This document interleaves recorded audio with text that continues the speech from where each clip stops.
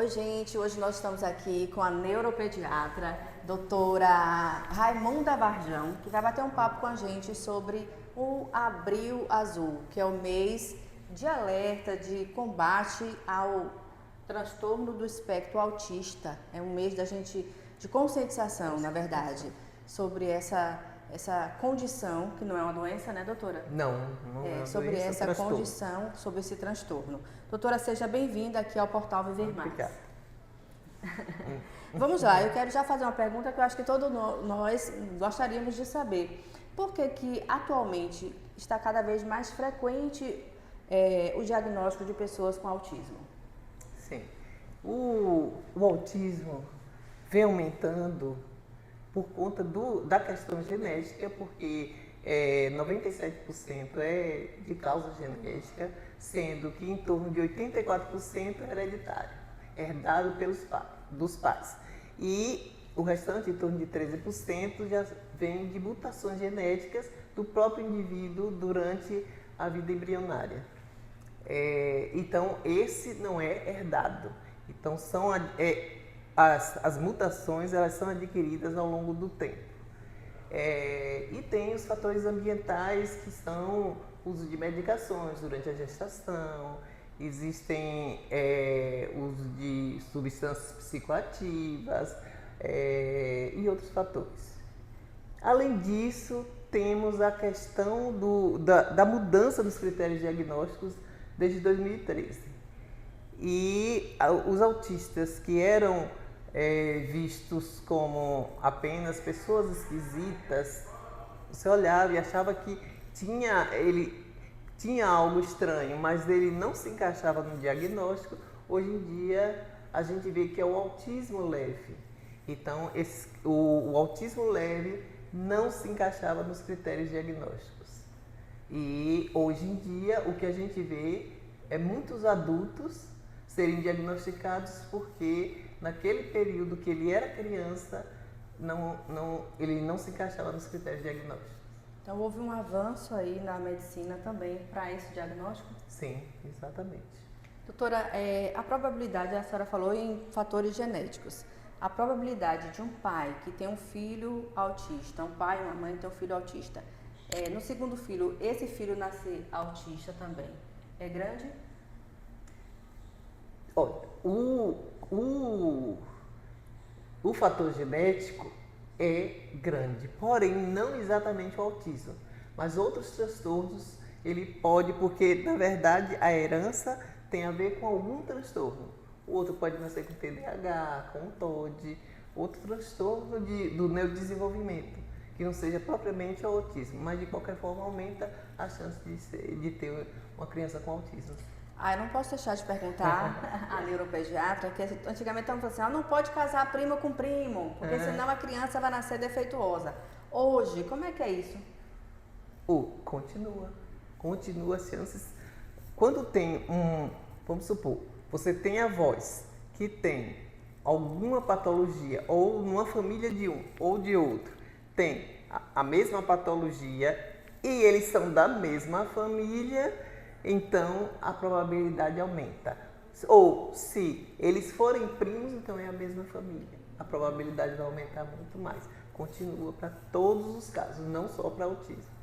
Vamos falar um pouco sobre os sinais de alertas que os pais devem observar nos primeiros meses de vida dessa criança. Sim, um sinal de alerta muito importante é o olhar da criança durante a amamentação.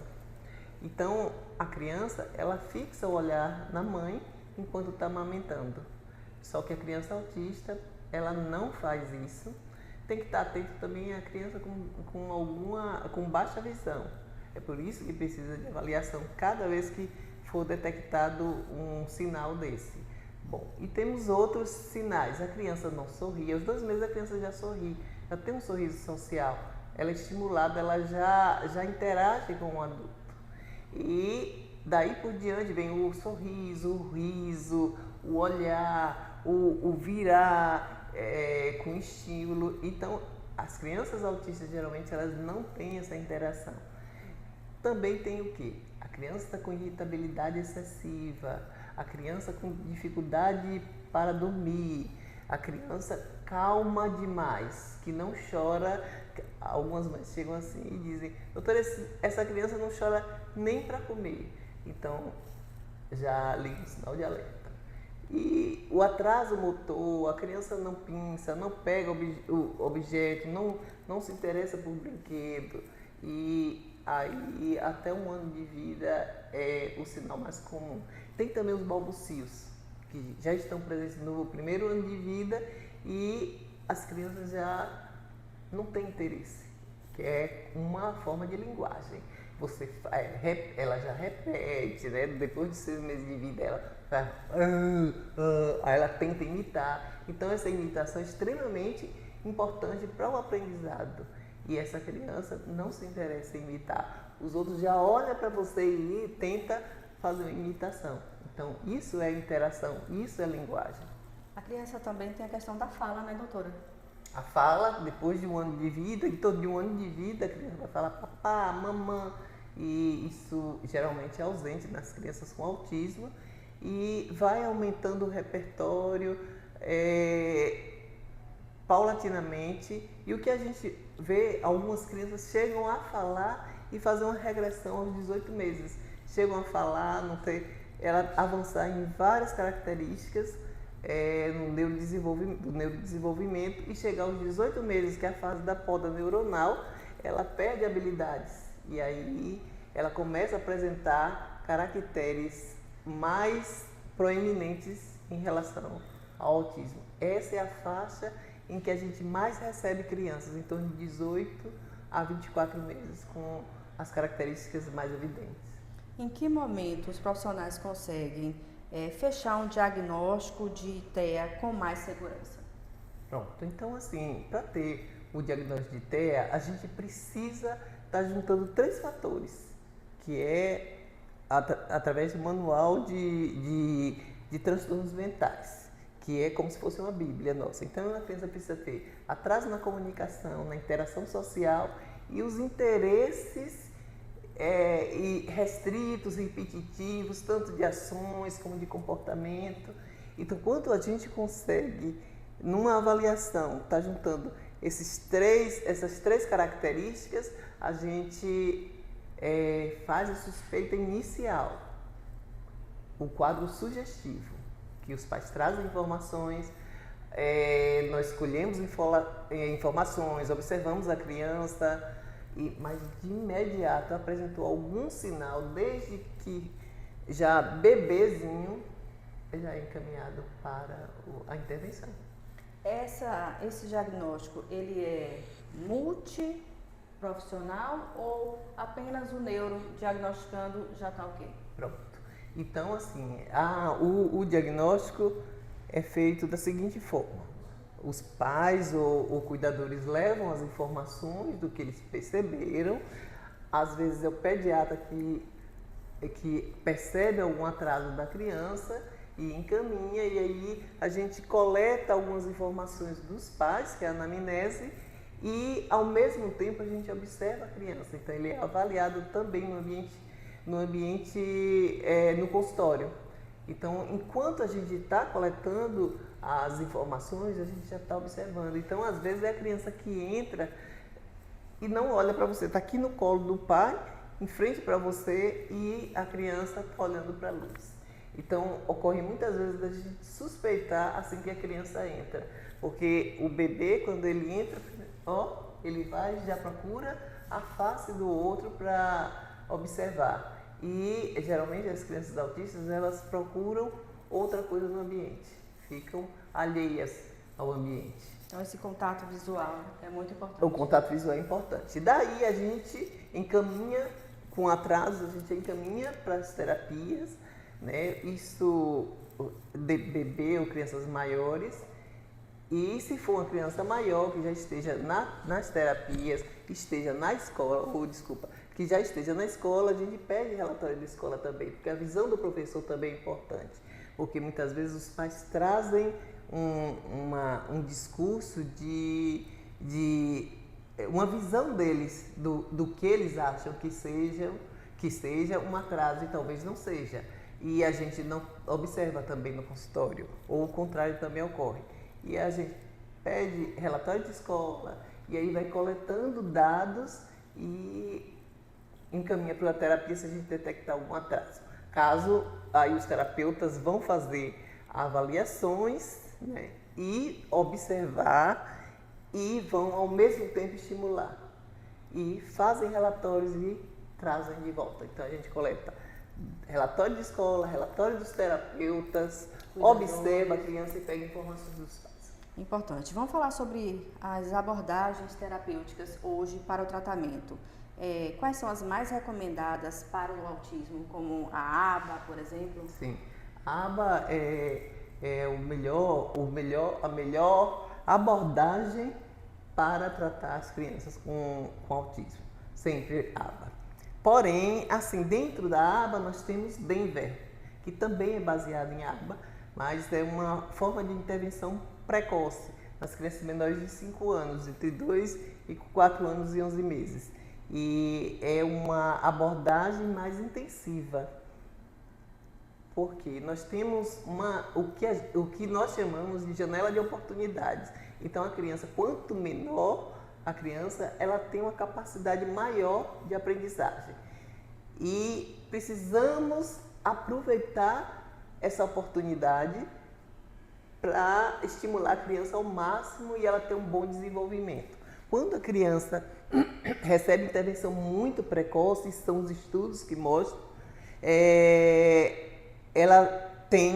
ela pode chegar aos 3 anos e não preencher critérios para um diagnóstico de autismo. Então, vai depender. Agora, as intervenções mais família. Importante falar, né? Muito importante, porque o que vimos muitas vezes é o quê? A criança fazer terapia e chegar em casa e ficar na tela.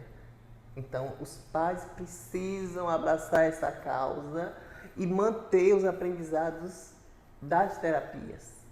Aprendeu a apontar, vamos tentar estimular em casa. O contato ocular. Pergunta para o terapeuta como é que eu mantenho esse aprendizado de hoje em casa.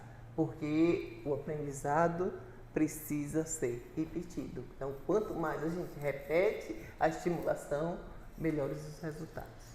É importante falar sobre essa questão do uso das telas. Para os pais que não têm filhos atípicos, já é muito comum deixar essas telas na mão dos filhos. Qual é a sua recomendação enquanto médica, especialista? A senhora me falou que é especialista em autismo. Sim. O uso de tela a partir de qual idade ou não é recomendado? Sim, o uso de tela é recomendado pela Sociedade Brasileira de Pediatria a partir dos 2 anos de idade. Antes disso, que a gente vê muito atraso. Muito atraso. As crianças com atraso de fala, chega muita criança com atraso de fala, isso é todo dia. E eu tenho pacientes que com dependência de telas nos primeiros meses de vida. Se tirar a tela, mas se tirar a tela chora, doutor. Oh, meu Deus, isso é terrível. Então, assim, os pais precisam, essas crianças, elas precisam conversar com pessoas, se comunicar com pessoas, interagir com pessoas. Elas precisam ser estimuladas à criatividade. Elas precisam aprender a brincar de faz de conta. Isso estimula a criatividade, a inteligência. E as telas é uma privação de estímulo. Vindo para cá, eu estava ouvindo no rádio do carro uma mãe que reclamava que ela não pôde ter acesso, uma mãe de autista, que não pôde ter acesso à sala de aula do filho. A gente sabe que a escola tem um papel fundamental também nessa questão do tratamento do autista. De que forma as escolas podem estar preparadas para lidar com esses autistas? O que precisa melhorar nesse ambiente acadêmico? Nós precisamos de pessoas treinadas, né? E de acompanhante terapêutico escolar, que não é aquele cuidador, mas um acompanhante terapêutico. É um dos pontos. Segundo, adaptar as atividades. Não dá para uma criança com autismo estar com as mesmas atividades de todos ali. Ele, dentro do plano de intervenção dele, tem que ter o mesmo tema. porém de uma forma que facilite a aprendizagem dele. Eu posso falar sobre essa sala de uma forma mais complexa para alguns e de uma forma mais simples para outros. E ter o acompanhante terapêutico ali ao lado, porque senão a criança não vai focar, ela vai ficar andando pela sala, ela vai se isolar, ela vai se interessar por objetos da sala, ela vai querer sair, ela vai desregular. Então, é muito importante o acompanhante terapêutico, o plano de intervenção e pessoas treinadas, porque os professores, hoje em dia, muitos não têm treinamento e os acompanhantes terapêuticos são cuidadores. Nós conversamos com a neuropediatra Raimunda Varjão sobre o transtorno do espectro autista. Foi um prazer tê-la aqui no nosso portal. Obrigado. Gente, fiquem conosco, acessem o portal Viver Mais, informação de saúde com qualidade, credibilidade e, acima de tudo, respeitando a verdade. Um grande abraço.